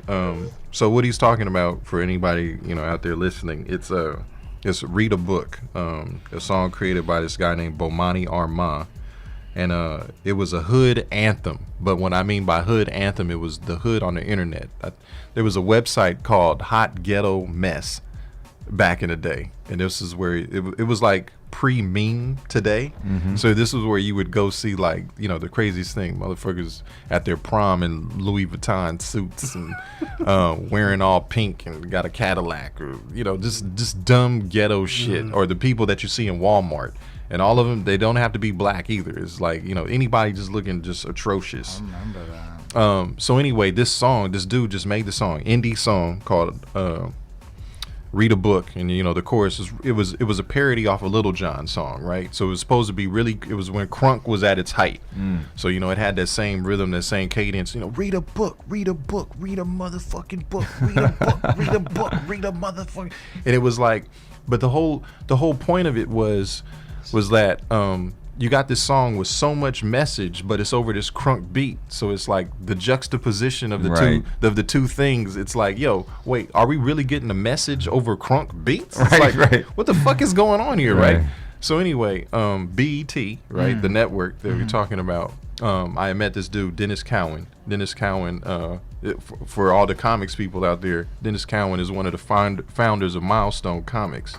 But he had rose to prominence and became VP of animation over at BET when they actually had a quote-unquote animation division. So anyway, I meet Dennis through some mutual friends, and then he's like, yo, I got this thing I want to play for you, you know? And he comes down to 6 Point Harness, which is a small animation studio boutique, and he was like, and he plays it in front of me and 3 other people, which are white. And he plays Read a Book. You know, it's got all kinds of N-words and cussing and all this shit. And after he plays it, he was like, what do you guys think? And the other people in the thing look at me like, well, what do you think, Tyree? And I'm like, this shit is dope. Like, well, what's up? He was like, well, we want to do something animated with it. I was like, cool. Give me 2 weeks and I'll have something for you. So I took like maybe like a minute worth of film, and I did a short animatic for it. I did that by myself. And I said, this is what I think it should be. And they saw that shit. And this is when Reginald Hudlin was president of entertainment over at BET, at least on the west side. And then he and Reggie, or Dennis and Reggie looked at it. They fucking laughed their heads off, and it was like, proceed. And then I finished off the rest of the 3 minutes of the song. And then we animated it, and then it came out. And then it blew the fuck up, and then BET played it on 106 in Park, and that's when it like went over the top. So here's how they introed it. Now, granted, this is over the time. This is when A Bay Bay is out, like bullshit is out, right? Chant music, like 101. Fucking Yin Yang Twins is out, like anything, you know, the same. Till they see my skeet. You know, all this shit is out. Nothing about it. Yeah. You know, so all this shit is out, and then, you know, they had their top 10.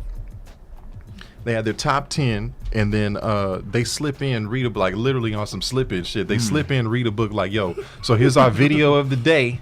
We got Bomani Arma with Read a Book. And you just heard all this bullshit, right? And then now you get this cartoon parodying what they've been showing all show. Here comes Read a Book, and then they cut back to, you know, Terrence and Roxy, whoever the fuck was on, and then they looking like this.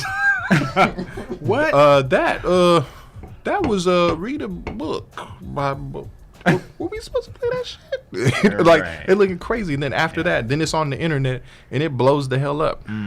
And then what? 2 weeks later, I'm sitting in Dennis's office. It's one of the first internet outrage, you know, moments that I remember. Yeah, I'm sitting in Dennis's office at the time at BET, and we talking, laughing and shit, like, wow, the motherfucker's going crazy for this shit. And then CNN calls right then and there.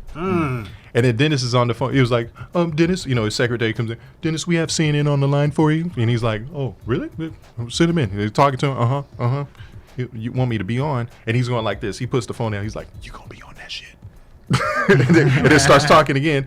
So then fast forward like a week later, and then I'm on CNN. I'm representing the work, you know, blah, blah, blah. And then like it just took off. But yeah, that thing right there, I mean, I've done other projects, but that in 2007, 2008, that pretty much that was I ate off that shit for like 5 years. Wow. Everybody was like, yo, read a book. We saw that shit. That shit was dope. Yo, read a book. You the read a book guy? Girls, you did read a book? You know, it's like, go anywhere. It's like, read a book. Yeah, I did that shit, you know? Yeah. Shout out to Dennis Cowan. Yep, shout out to Dennis. original founder of Milestone Comics. We talked about a little bit. But yeah, that's another one for the comics heads to go digging for. Go dig. And for the hip hop heads. If y'all don't know, Dennis Cowan illustrated the cover to Liquid Swords. Oh, Right. Hold that. That sounds like a Connect. that is. Connect gang. Connect Ditto. Let's politic Connect Ditto on that Marvel hip hop cover for a second. Liquid Swords. Liquid Swords. Liquid Jizza. What, Genius. What free association? What comes to mind when you hear Liquid Swords? Jizza. Investigative reports. Oh. It's like my favorite song on that whole album. Yeah. And then when the MCs fade, Method's versed on that was everybody's. Yeah. Everybody's. That whole shit. Like investigative reports. Come on. So I thought it was dope that was one of the ones. I mean, then you think about it literally like liquid violence. You know what I mean? Like Liquid Swords. Yeah, like you're just flowing. The flow. The flow is so sharp. Yes. Liquid Swords. Dude, we used to be high breaking down lyrics, all that shit. Like, did you hear what this motherfucker just said? Yeah. Right. That was that was scientific madness that was at its finest. Jizza. So do you see that Marvel? Yeah. Yeah, that's the They're paying image. homage to the Jizza yes. You can yes. see that. with And- Iron Man Yep. and Hulk. What's that? Hulk, Future Imperfect Hulk. Future Imperfect Hulk. Yeah, that's dope. Yeah. But just so y'all know who the originator of that cover was, it's a comic artist in his own right. Wow. A legend, Dennis Cowan. There it is. Dennis, and he told me a story about that shit too. That's the inside cover. You remember the inside? It's like black and white. It's like this big battle on a chessboard. Right. He did that shit in a Sharpie. And they said, and he was like, this was his rough. And it was like, they was like, no, like we want it just like this. That's awesome. And they took it from him. And there were two original Milestone artists, along with the late Dwayne McDuffie, who was an incredible writer. But Dennis was, I mean, they did so many titles. You know, people remember Static Shock, which later became an animated show. But they did a lot of titles. I wasn't aware of them as a kid. I don't know if they ever made it this far. When did you first become aware of that? I mean, they kind of came around at the same time that Image did. So it was like, that was when we used to go to Comics Inc., this place in Culver City. It was like Shout out to Comics Inc. Yeah. And R.I.P. Yeah, and they used to put us on to that shit. So it was Jason, stand up. Old heads over there. It was this tiny shop in the middle of Culver City that no longer exists, or has been taken over, but existed up until last year or something. Yeah, it's been a minute. Just by being organized and having a really, catered to clientele. And we would go in there and talk. Comics. Shoot the shit, regardless, for hours, and like no pressure environment. Much like Meltdown is on a bigger stage, but Comics Inc. was just tucked inside a mini mall, and a lot of heads would frequent that spot. Yeah. Sure did. There you go. So what else you want to talk about? Well, I want to know what you're doing now. Because I'm on Doing everything. I'm on the little show that could called Bob's Burgers. Fresh off an Emmy loss last week. the fact you were nominated. Not a loss, yeah. Yeah, that's a win. That's That's win. big. Nah, I want some jewelry. Yeah. Do you get jewelry? Who won the category? Does it matter? Yeah. Yeah, because we got to take them down next year. We got to start a campaign. But that's the thing; they won't even be back next year. It's a mini series, so it's like a series lost to a mini series. No hate though, Congrats. Okay, all right. Well, it's all about Bob's Burgers. So Bob's Burgers. My kids how did watch that Bob's happen? Burgers. Huh? What? How did that happen? How did Bob's Burgers happen for you? How did Bob's Burgers happen? I was doing a campaign for Ogilvy and Mather for Disrespectoids. Disrespectoids is a. Does anybody know about that? No. do. Disrespectoids was It was for Capri Sun, and I was doing that for Wild Brain. Disrespect Toys was like. Shout out to Marge Dean. Yep. So Capri's, it doesn't matter. So I was doing that project. I was just getting off, and I submitted a portfolio of storyboards from a defunct BET project called Boo-Foo. And then they were like, "Oh, okay, this is kind of funny." And then they brought me in. I started as a storyboard artist on season 1. I worked under Wes Archer. Wes Archer is a legend in the animation business. This dude's been around. He was a supervising director on The Simpsons for years. Later on, King of the Hill. And then here he was doing Bob's Burgers. So I worked under Wes for like the first 2 seasons. And then in season 3, I became a director. And now we're on season 6. And we're in 100+ episodes deep. Next week, I'll start my 18th episode. Wow. As a director on Bob's Burgers. And then we've 4 Emmy nominations, 1 win, and yeah. Well, when you get promoted to a director, I mean, had you directed before? Yeah, like read a book. I directed Read a Book. Like I said, that's why I was saying I ate off of that for like the next 5 years. I was doing nothing but directing projects. So like that's when I worked on the chronology is all over the place, but that's when I worked on the Jammies. That's when I was director on the new Pink Panther series. Okay. That's when I developed and directed a cartoon or numerous cartoons for Rob Dyrdek for his show on that eventually got on Nicktoons. And then just a host of other shit, like I said, the Disrespect Toys thing. But the Bob's Burgers is the biggest. Yeah, because Bob's Burgers is on Fox. But but Tyree was like the hot young guy. You know, I still am. Still am. Don't let this gray fool. Still am. I'll shave this shit and be as young as anybody else. Like, what? There you go. There you go. And speaking of like connecting with the youth, you have a personal project in Sn'eads that spans a culture that I think is really interesting. Sn'eads, SN apostrophe EADS. Yeah. But it kind of started in hip hop culture, but now I feel like sneaker culture has become its own thing. Yeah. If I was to bring it back to what we were talking about, like the De La Soul stuff, Sn'eads is as much as that De La Soul album cover as anything else. Really? Yeah. So what is it? Describe. Okay, here's how Sn'eads started. For anybody that doesn't know, Sn'eads is sneaker plus heads equals Sn'eads, like sneaker heads, right? And then I just created my own word, and it's trademarked, by the way. So if you use my shit, I will be suing. It has the R by it, not the TM, the R. It's a difference for you dumb motherfuckers. So anyway, Sn'eads started because I was trying to figure out how I can blend all my loves together. And I figured out what my loves were. It was hip hop, it was basketball, it was fashion, and it was thick girls. I didn't get a chance to put thick girls in the Sn'eads, but I got the other 3, right? So once I figured what I was into, I was like, okay, how can I put that all in a project? And then that's how Sn'eads came about. So the reason why it came about through sneakers was I was looking for a new muse, per se, right? You know, Picasso had his blue period. Miles Davis had a blue period. You know, it's like everybody kind of figures out their little period, and I'm approaching like a 7-year period of using sneakers as a muse, and I'm actually slowly growing out of it, but it's all about to come to a head shortly when I launch a Kickstarter next month to launch Sn'eads so we can make it into something bigger than just these little shorts. And what do you hope to make it into? I mean, are you talking...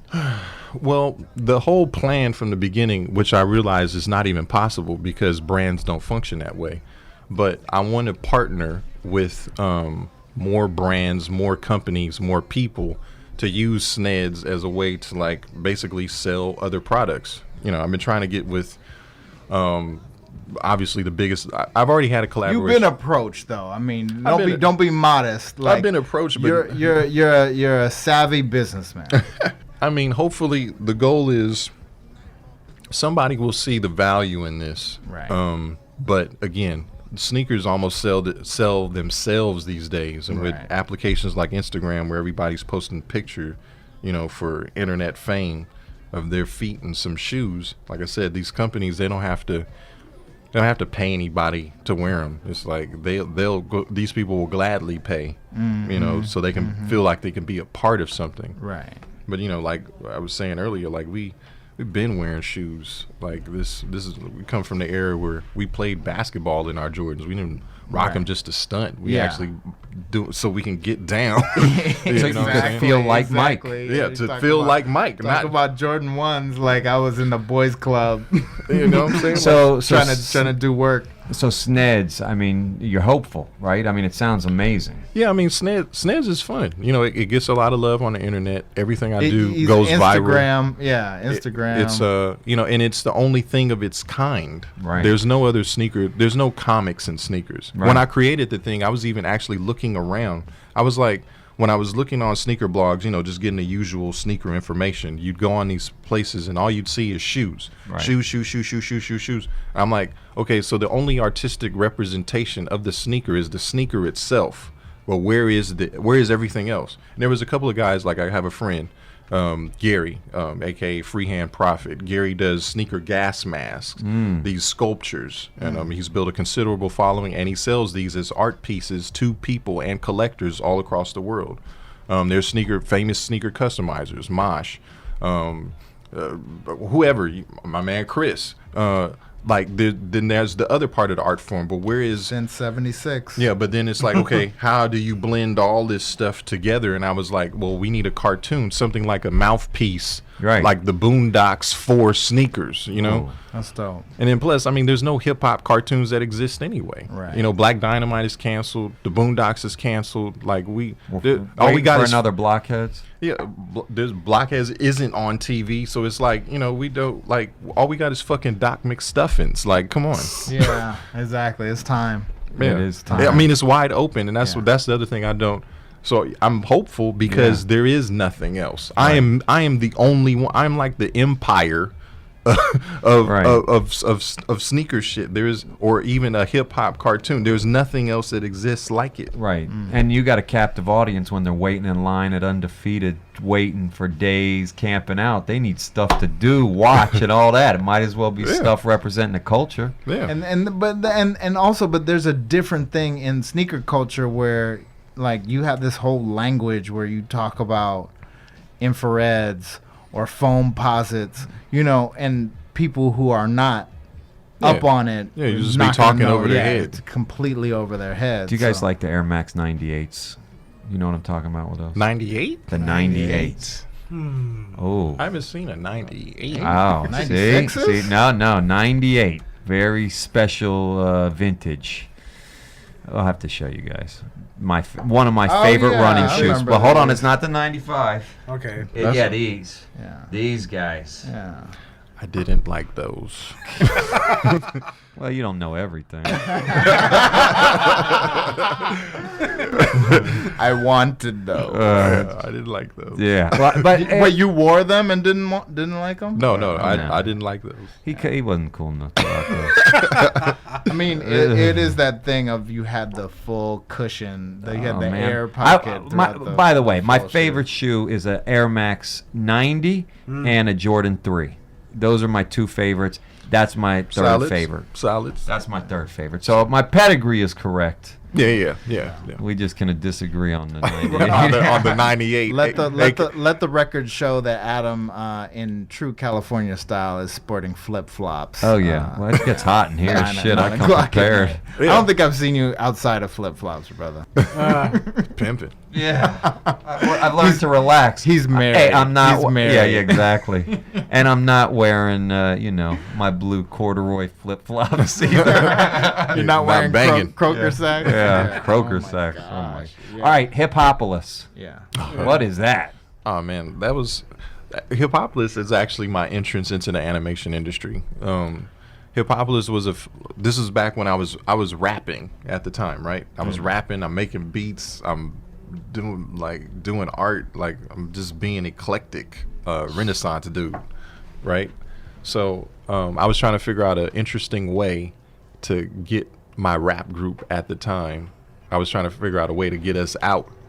So I created like a little mythology around us, and it was in this world called Hip-Hopolis. And of course, this was pre even Power 106's what you call it, their slogan, you know, this is where hip Hip-hop hop lives. right. Like Hip-Hopolis is where hip hop lives, right? Nice. Okay. So I created this thing. I made this little short film called Hip-Hopolis, and I made it while I was in college. And for anybody that doesn't even know anything about me, I didn't graduate with an art degree. I graduated with an English degree. I was actually on path to becoming a lawyer, right? So after I was taking animation electives, and that was the film I made, right? So I make this film, and here's the other crazy thing. I'm taking animation as an elective, but I'm the only person in animation at the time that finished a film. Really? Yeah, and I'm taking it as an elective. It's not even my major, right? And then here's the crazier thing. So then my animation teacher, she's encouraging, shout out to Mary Trujillo, she's encouraging me, hey, you should enter your animation into the annual art show. I enter it into the annual art show, and I win Best of Show, and now it's the first animated piece in Cal State Northridge history to win Best of Show. Wow. Right? So then after I graduate, that summer I put it on Atom Films. Remember Atom Films? Yeah. Atom Films is like pre-YouTube. And then the guy, he's like, "Oh, this is great. You're gonna make this into a series?" I'm like, "Yeah, sure. I'm not gonna make it into a series. I'm just a kid out of college, and I plan to go to law school, right?" And then so we put it out, and then I put an email blast out, and then I'm telling everybody, "Go check out Atom Films." You know, I'm trying to get views and shit. And then a friend of mine sends it to some people that were working on a project at Disney TV, and they're like, and then they're like, "Yo, like we kind of like this. We think we want to use this style." So then Disney TV calls me and says, "Hey, we saw that little film you made. Come in for an interview." And then, to make a long story short, they offered me a job. So then, right then, I start working for Disney TV, and I say, forget law school, and then I just continue with animation. I've been in it ever since. Wow. Hip-Hopolis. That's on some Hip-Hopolis shit. No, but so here's the thing. So Hip-Hopolis is actually something I would love to make. It's actually the story about the battle between rap and hip hop, right? But it's, Rap is something you do. Hip Yeah. hop is something you live. No, but so here's the thing. Like, so here's the premise for the movie, and actually, so the record companies actually get together and decide that they want to ban hip hop for 100 years. And the reason why they want to do that is because they want to get people to buy it again. Right? Wow. I mean, and that theme is something that is really interesting because Blockheads picked up on that as well. When we were first doing Blockheads, it was kind of like what was going on with the music. Sound is pretty much the most powerful medium, you know. Yeah, dude. And you know, when you're a baby, before you can see anything, you can hear. So you have this innate sense of rhythm, and you're taking this rhythm, you're you know, poisoning, you know, with these lyrics that are pretty much just, you know, at that time were all about killing people. It was something that I think is out there, you know what I mean, in the culture. It's interesting that was something that you picked up on with hip hop Early on. Yeah. Oh yeah, no, I mean, like, I'm not I'm not stupid, right? I don't listen to things, you know, kind of like Adam, when you were listening to things, you kind of made that conscious decision, like, I'm not gonna listen to this shit anymore. Right. And now, granted, I still listen to it, but I'm not listening to it with the same deaf ear that somebody else is listening. They're just like, oh, this is Right. I'm just sitting there like, wait, that. And then I keep Right, dancing, right. you know, kind of thing. But it's just like, You're not gonna stop the party. yeah, I'm not gonna stop the party, but I'm up there like, yo, this is some bullshit though. Right. Right. You were aware. Very. You were not drinking all the Kool-Aid. And now what's interesting is violence rap is kind of receded, and but it's now a lot about, I don't know what it is, but it does still seem dumbed down to the lowest common denominator. I think it's a little bit, I think it has to do with just not giving a shit about anything. No, this new generation, like, Except yourself. yeah, that's pretty much what it is. Like, I don't want to, bash any of these rappers, Sure. or I won't be using any names, but Yeah. this new shit is Some of it, the radio stuff, right? Because we're not talking about all of it. No, you can never talk about all of Right. it. But I mean, but even the stuff that's kind of even getting some traction now, when you really listen to it, there is no substance really. Yeah. I'm not learning anything. Right. I mean, granted, every rapper will throw in a couple jewels here and there, Right. but overall, I'm not getting any smarter listening to the music. Well, you know how I get smarter these days? I listen to You read a book. I read a book. Exactly. I'm reading more these days. I'm listening to instrumentals. Like to me, So we could play an instrumental and you could rhyme? You still got it? I haven't. No, I'm out of practice. All right. I'm out of practice. All right, sorry. I'd have to like warm up into it. Like give me like a month. Okay. a month so I can spar by right, myself. all right, and all then Let's come go. back. Let's go out back outside of Meltdown, and we can All right. warm up Oh, after yeah, this. Yeah, we can do that. Yeah. We will not be recording this shit. Some motherfuckers be like, this motherfucker really came on here and started freestyle. Okay. That's how he gets you. That's how Silverstein gets you. Yeah, man. I could rhyme. I rhyme if you rhyme. Not on Not air. Not on air. Everyone knows I would suck. Exactly. Sorry. We have to get back to that though. Yeah. Have to get No, we'll forget that. So anyway, so instrumentals though. You're saying you listen to? Yeah, let's listen to instrumentals, man. Like, cause like you said, the sound, like voice, it's distracting. As soon as you listen to somebody talk, you will listen. Yeah.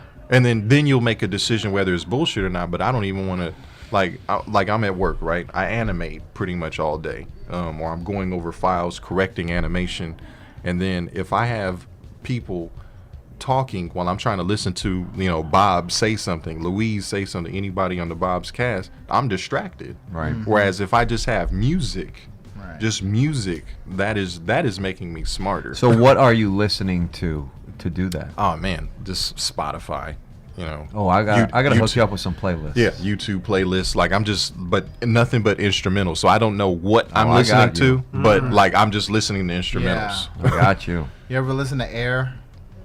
Air, Yeah. the Air. No, like it's a group called Air. I wouldn't. French. I might have, Yeah, but exactly. just wouldn't know. Exactly. Like Just it's wouldn't a know. French I don't beat take the rhythm. time to listen, like to even look Yeah. what I'm listening to. Like I'm just, do I like it or don't I like it? That's And great. of course, there's some instrumentals where I hate it too. I'm just like, Talk about the difference. Oh yeah, sure. And because I think it's interesting because I think people have a concept of what a storyboard artist does, just from watching behind the scenes. So, what is the difference between being a storyboard artist and a director in terms of animation? all right. So I'm gonna start with director. Whenever somebody asks me, like, what do you do as a director in animation as opposed to live action? And I say, I do the same thing a live action director does. And when I say places people, there's no people to move. I gotta draw them. So that's the difference. And then the storyboard artist is just, that's the next level. If you want to be a director in animation, you got to start off as a storyboard artist and then move into the director position. But pretty much, to sum it up, you're a storyteller. But not only are you a storyteller, you have to animate. The way production works now, storyboards used to be like comic panels, right?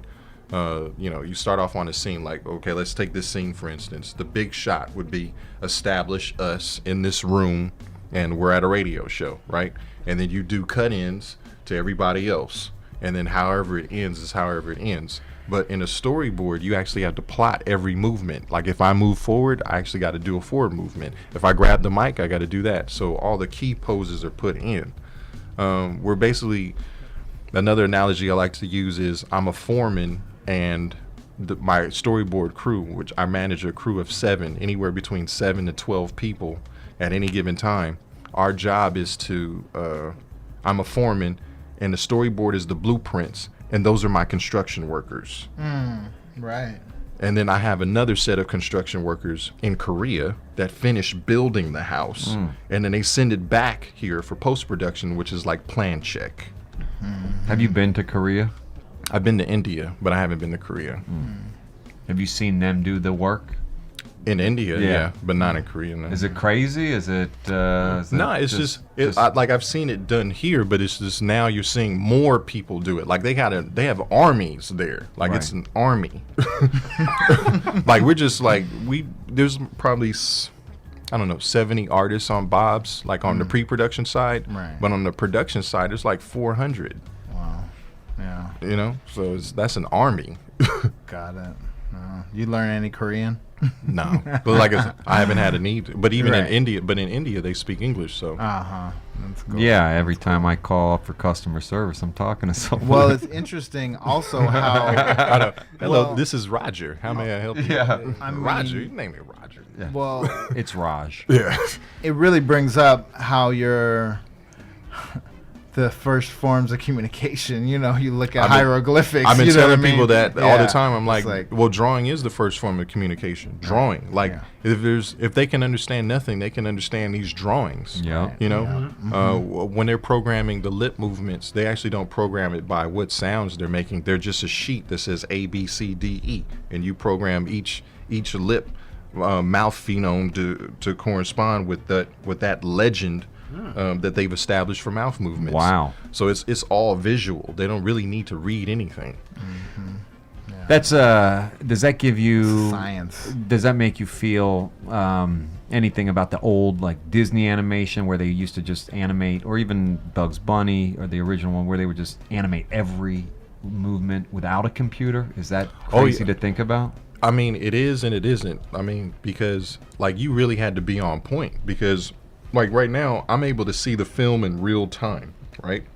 It's happening right in front of me.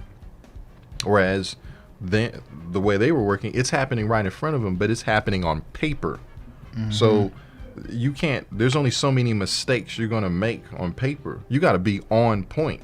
Right. Like literally, this is paper we're dealing with. So it's like, I think animators, even now, but they get paid by the foot, right? So it's like a certain amount of footage per feet.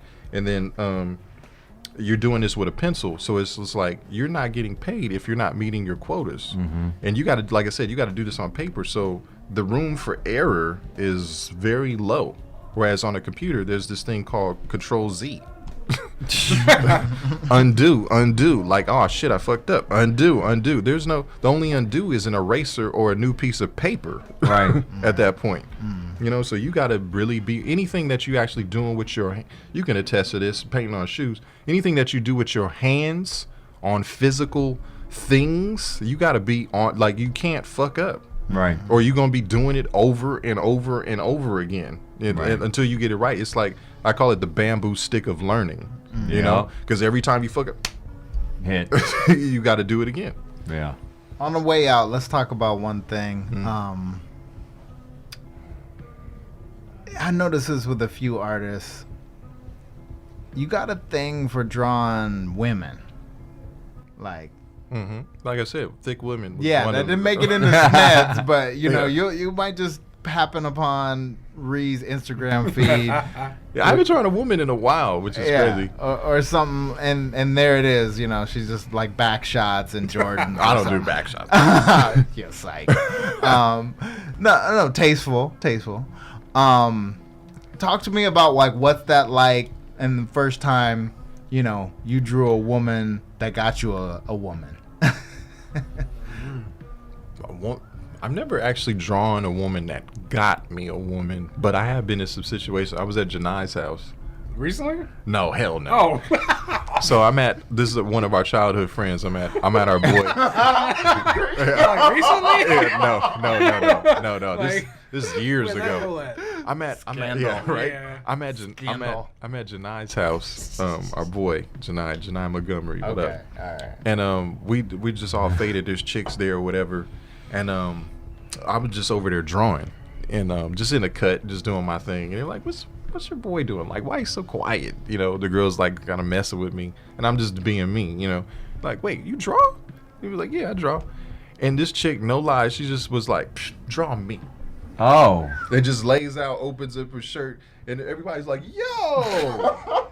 That's all you need to do? Yeah, Ree brings them out, right? No old gold, nothing. Just draw me. No rolling rock.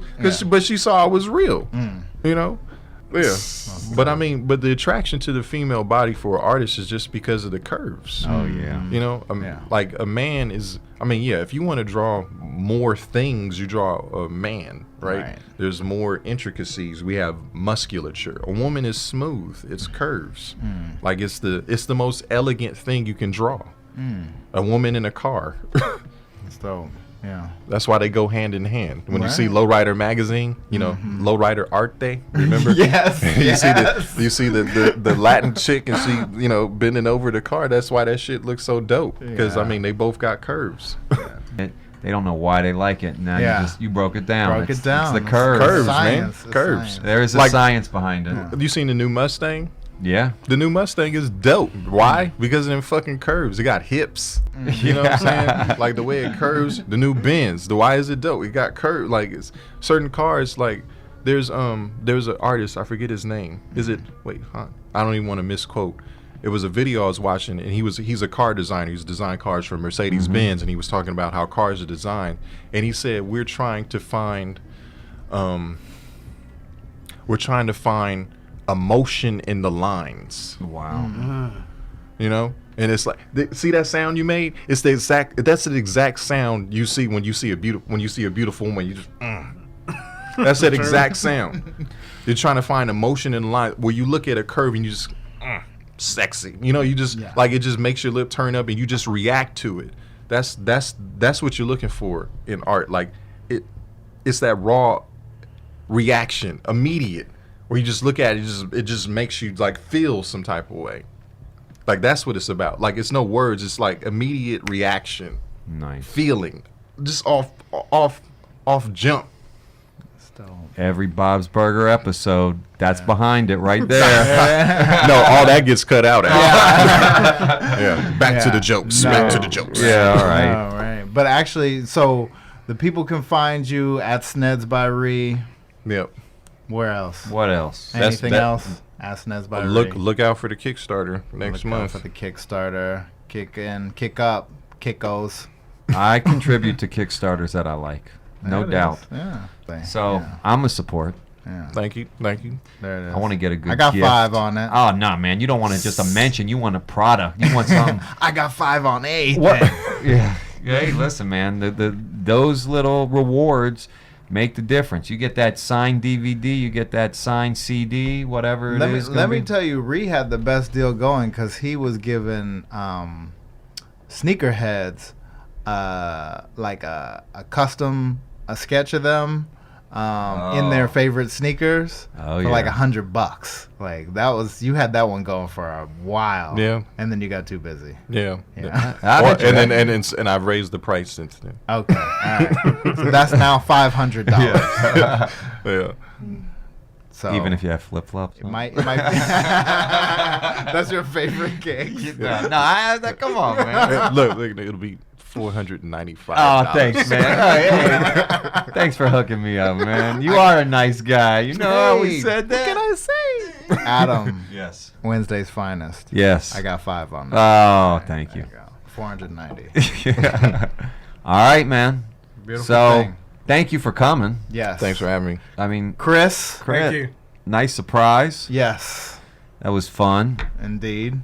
We had another little guest from the sneaker world and from Inglewood. So, yeah. You know, So I think we repped. This is good. hard. This is good. Yay. All right, on some hip hop shit by Meltdown Comics.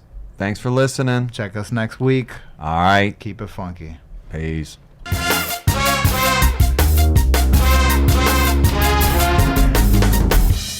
This episode of On Some Hip Hop Shit was produced by Brandon Schultz and Adam Silverstein, engineered by Mason Booker, and recorded at the Meltcast Podcast Studios, Hollywood, California. They got street legends. Our theme was produced by King Smo of the Animal Crackers, and a special thanks to Francisco, Gaston, Mark, and Mike Davis. Artwork by Self Uno. Tweet to us at our brand new handle at On Some Hip Hop Shit, and that is what's up.